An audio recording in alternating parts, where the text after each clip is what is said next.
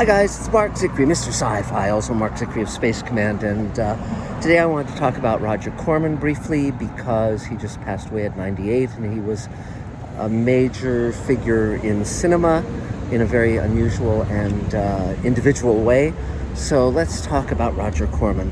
I only met him a couple times. He seemed to be a nice guy, and he gave a lot of people their start in the industry, Joe Dante and James Cameron and many others.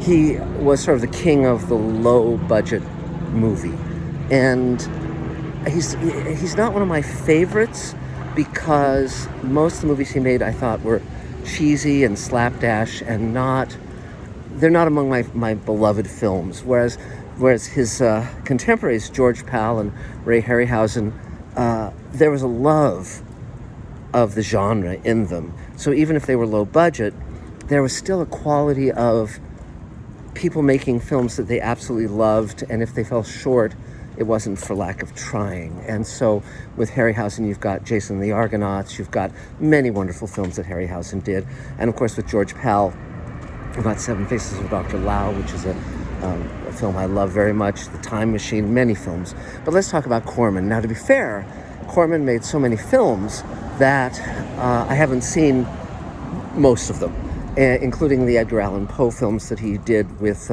Charles Beaumont and Richard Matheson scripting them. Now, Beaumont and Matheson, of course, were two of the great writers of Twilight Zone, and so they had fond memories, or at least Matheson, when I had dinner with him some years ago, he had fond memories of writing those. And one thing he said about Peter Lorre, who was in them, he said Peter Lorre was the only actor who would completely go off script and not do lines that were connected to what was on the script. But he said he was so charming and so lovable, you just forgave him.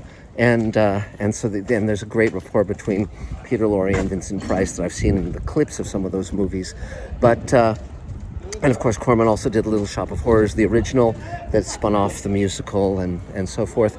But the film I wanted to talk about was the one film that Roger Corman made that lost money, by his own admission.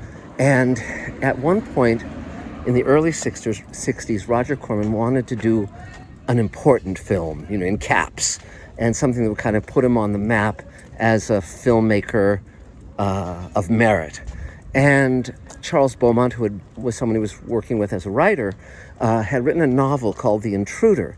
And it was about a rabble-rouser who comes into a southern town and basically whips up racial tensions for his own aggrandizement and profit and so forth, and it's ultimately run out of town. And the novel got good reviews, and it was published in both hardcover and paperback. You can probably find a copy on eBay if you look. It's not very hard. So Roger Corman decided that Beaumont would write it, and he himself, Roger Corman, would direct it. They shot it in black and white, and again, this is around the time of To Kill a Mockingbird, all of that. So there was certainly a genre of film about racial issues that was hitting a nerve with the American public. So, interestingly enough, Beaumont decided that he would play a role in the film, and he played the principal in the film, if you're curious what Charles Beaumont looked and sounded like. And he also got a lot of his pals to come in on it too, his writer pals, because Charles Beaumont had a circle of writers that were his friends that he would hang out with and often subcontract to. And so, for instance, in this film, William F. Nolan and George Clayton Johnson, of course, is the great writer of Kick the Can and Nothing in the Dark and A Game of Pool on Twilight Zone. And he also wrote the first episode of Star Trek that ever aired, the one with the salt vampire. And then George and Bill Nolan co-authored Logan's Run. And so then in The Intruder, they play a pair who firebomb a church, these lowlifes who firebomb a church. They're really fun in it. And so the whole film crew went to this southern town, and it was very dangerous shooting this movie, and they ultimately got run out of town. And the lead in the film was an actor who would rise to major prominence very soon after.